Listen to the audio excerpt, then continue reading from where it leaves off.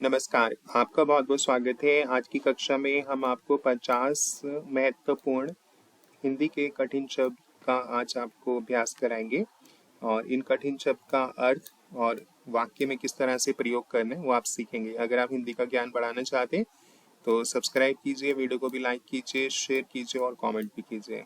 तो चलिए अब प्रारंभ करते हैं। अविलंब।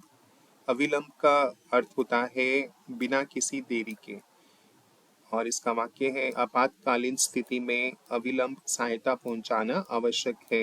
अविलंब यानी बिना किसी देरी के। जब इमरजेंसी होती है तो हमें जल्द से जल्द यानी बिना किसी देरी के मदद सहायता पहुंचाना जरूरी होता है, तो हम इसे कहते हैं अविलंब, बिना किसी देरी के अविलंब।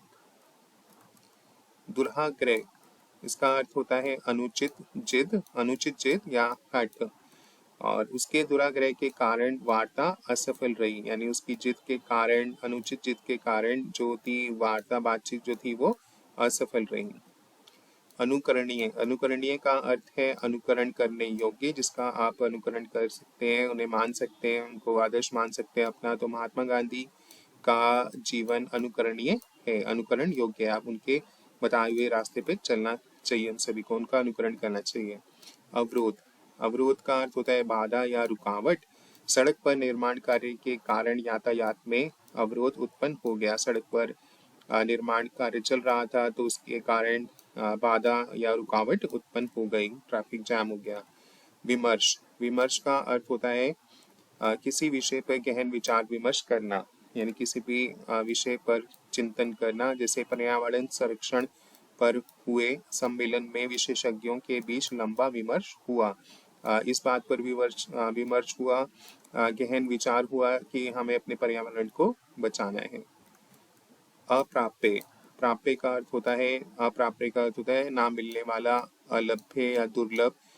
जैसे मोक्ष जो है साधारण व्यक्तियों के लिए अप्राप्य है। और अब आगे बढ़ेंगे। विज्ञ। विज्ञ का अर्थ होता है समझदार और पढ़ा लिखा। जैसे विशेषज्ञ बोलते हैं तो डॉक्टर एक विज्ञ व्यक्ति है, यानी एक समझदार और पढ़ा लिखा व्यक्ति है जो किसी भी बीमारी का सही इलाज जानते हैं। और इसके बाद है, यहाँ से हम दोबारा पढ़ते हैं। इसके बाद हुए हमारा वो शब्द है अन्वेषण। अन्वेषण का अर्थ होता है खोज या अनुसंधान करना, यानी वैज्ञानिक जैसे खोज करते रहते हैं ना, अन्वेषण करते रहते हैं, तो वैज्ञानिक जो है नए ग्रहों का अन्वेषण कर रहे हैं, उनके ऊपर अनुसंधान कर रहे हैं, रिसर्च कर रहे हैं नए नए ग्रह के ऊपर सौरमंडल में। निर्वाह। निर्वाह का क्या अर्थ होता है? निर्वाह का अर्थ होता है वहन करना या निभाना।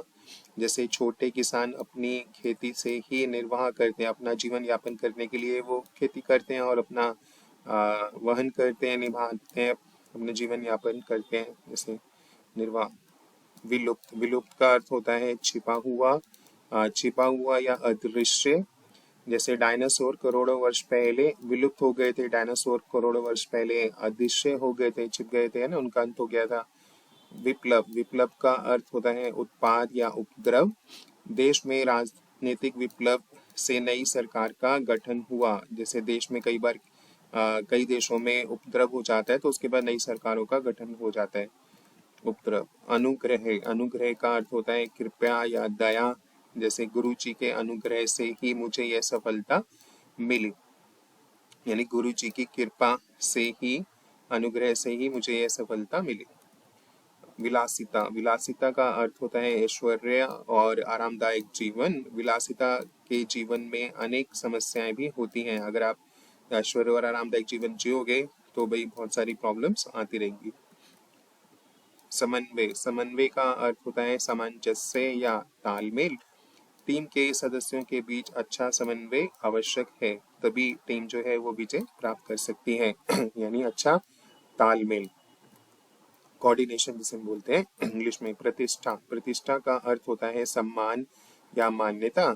समाज में उसकी प्रतिष्ठा बहुत ऊंची है, यानी समाज में उसका मान सम्मान जो है या मान्यता जो है बहुत बड़ा है, ऊंचा है। विनम्रता। विनम्रता का अर्थ होता है विनम्र होने का भाव। उसकी विनम्रता से ने सभी का दिल जीत लिया। भाई वो इतने बड़े हैं तो उसके बावजूद भी उनमें कोई एटीट्यूड नहीं है, तो उन बहुत विनम्र स्वभाव के हैं, सब डाउन टू अर्थ हैं, तो इसी कारण सभी का दिल उन्होंने जीत लिया। तो इस तरह से आप समझ सकते हैं। विशद, विशद का अर्थ होता है उज्जवल, और उसने अपने शोध का विशद विवरण प्रस्तुत किया। जिस विषय पर भी वो शोध कर रहे हैं उसका उन्होंने उज्जवल विवरण प्रस्तुत किया। सहचार्य, सहचार्य का अर्थ होता है संग या साथ। अच्छे मित्रों का सहचार्य, यदि आपके गुड फ्रेंड होंगे तो आपका जीवन जो है वो सुखमय हो जाता है, से जीवन सुखमय हो जाता है। दुर्दशा, दुर्दशा का अर्थ होता है दुर्गति या दुरावस्था। सूखे के कारण किसानों की दुर्दशा हो गई, उनकी दुर्गति हो गई, बारिश न पड़ने के कारण सूखा पड़ गया तो उससे उनकी दुर्दशा हो गई। परिष्कृत, परिष्कृत का अर्थ होता है सुधारा हुआ, जैसे सबको सरल है परिष्कृत भाषा लिखनी चाहिए। उनकी परिष्कृत भाषा शैली ने सभी पाठकों को प्रभावित किया, क्योंकि उनकी ऐसी भाषा शैली थी, सरल थी, जो सबको समझ आई, तो सभी पाठकों को इम्प्रेस किया। आविल, आविल का अर्थ होता है गंदा या मटमैला। बरसात के बाद नदी का पानी गंदा हो गया या आविल हो गया। अधीर, अधीर का अर्थ होता है बेचैन या धैर्यहीन। परीक्षा के परिणाम का इंतजार करते हुए वे अधीर हो गया, है ना, बेचैन हो गया कि भी उसका रिजल्ट आया नहीं, तो बेचैनी सी हो जाती है। विश्रुत, विश्रुत का अर्थ होता है प्रसिद्ध या चर्चित। यह स्थान अपनी प्रकृति सुंदरता के लिए विश्रुत है, यानी यह स्थान जैसे कश्मीर, शिमला, तो अपनी प्रकृति सुंदरता के लिए बहुत ही प्रसिद्ध है, चर्चित है, ऐसे बोलते हैं ना। उत्कंठा, उत्कंठा का अर्थ होता है तीव्र इच्छा या उत्सुकता। नए घर में प्रवेश करने की उत्कंठा सभी के मन में थी, भाई सभी ये चाहते थे कि सबकी तीव्र इच्छा थी कि वो जल्दी से जल्दी नए घर में प्रवेश करें, काफी उत्सुक थे, क्यूरियस थे। विवश, मजबूर या असहाय। परिस्थितियों के चलते वह विवश होकर अपने गांव लौट आया। वो गांव से शहर गया था, पर वहां पर उसका कुछ नहीं बन पाया, तो परिस्थितियां खराब हो गई, तो इसके चलते वो विवश हो गया, है ना, वहां पे जीवन यापन नहीं कर पा रहा था, तो इसलिए विवश होकर यानी मजबूर होकर वो गांव लौट आ गया, क्योंकि वो असहाय हो गया। अकस्मात, अकस्मात का अर्थ होता है अचानक या एकदम। अकस्मात ही मौसम बदल गया और बारिश हो गई। जैसे पहाड़ों पे आप जाएंगे तो अचानक से क्या होता है, मौसम बदल जाता है और बारिश शुरू हो जाती है, तो अचानक से एकदम से अकस्मात। दृष्टव्य, दृष्टव्य का अर्थ होता है दिखाई देने योग्य। कुतुब मीनार एक दृष्टव्य स्थल है जो हर पर्यटक देखना चाहता है ना, वो दिखाई देने योग्य है, हर कोई चाहता है कि एक बार कुतुब मीनार या ताजमहल जरूर देखें। अवसाद, अवसाद का अर्थ होता है सुस्ती या थकावट।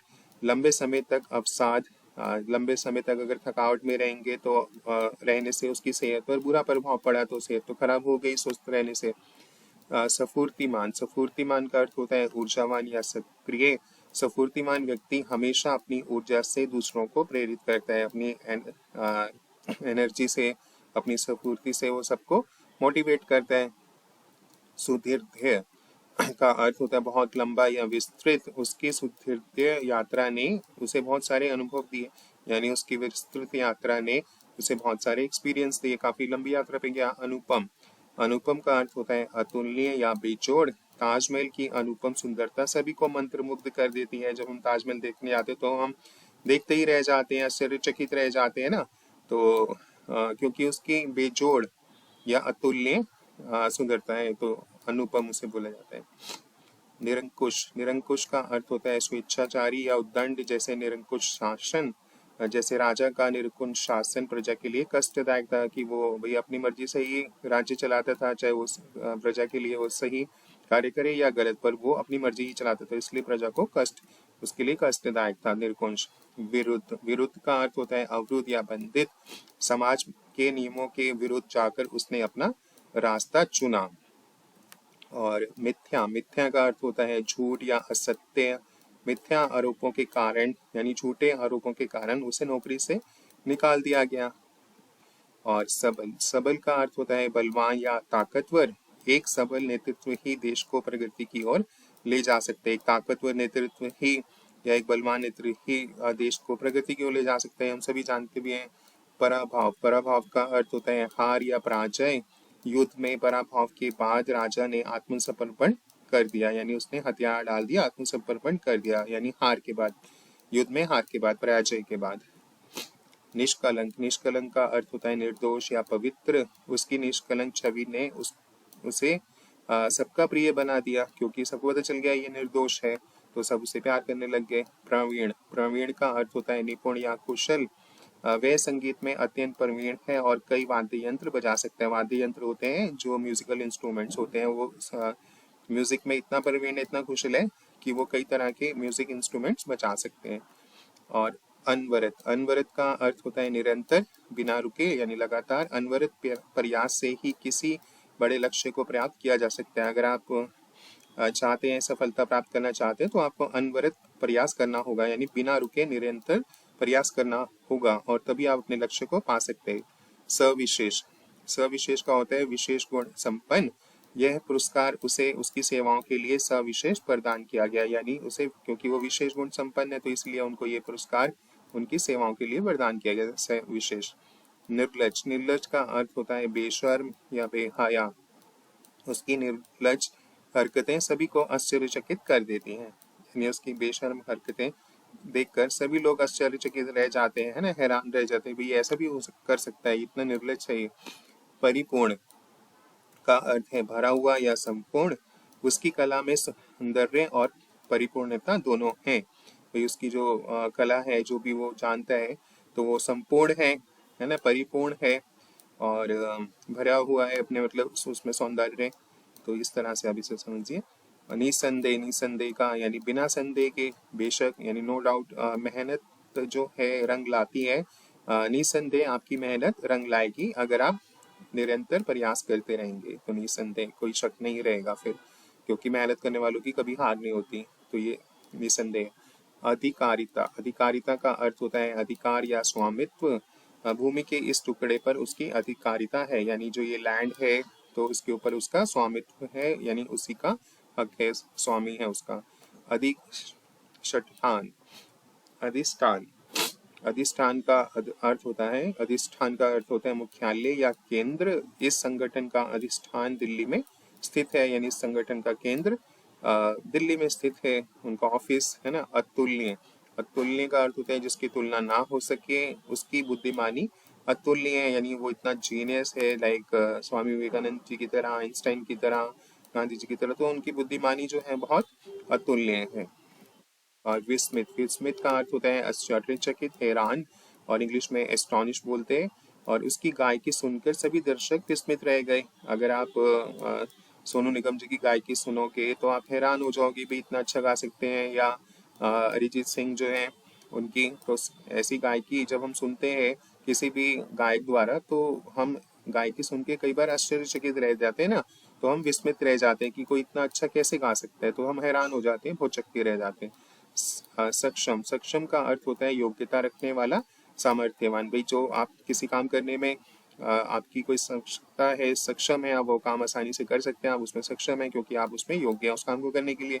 वह इस महत्वपूर्ण परियोजना को संभालने में सक्षम है। जैसे एक सड़क निर्माण का कार्य चल रहा है, एक परियोजना चल रही है, तो वह जो है वो सक्षम है क्योंकि भाई वो योग्य है, तभी उसको इस परियोजना का कार्यभार संभालने के लिए दिया गया है। तो सक्षम यानी योग्यता रखने वाला, जिसमें टैलेंट हो, सामर्थ्य हो, जो काम कर पाए, जो उसको दिया जाए कठिन काम को भी वो सरल तरीके से कर पाए क्योंकि वो योग्य।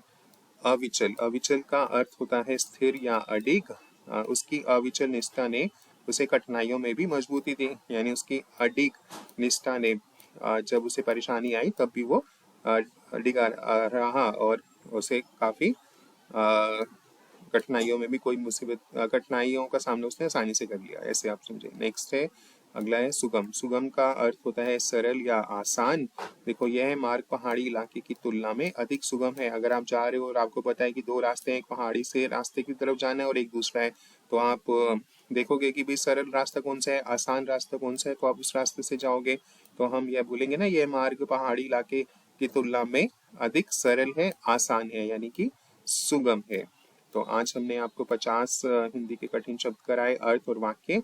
ऐसे हम आगे और भी आपको कराएंगे। Thank you for your attention. अगर आप पढ़ना चाहते हैं, हिंदी का ज्ञान बढ़ाना चाहते हैं, तो सब्सक्राइब, लाइक, शेयर, कमेंट करना ना भूलें। Bye students and have a good day. आपका दिन शुभ हो।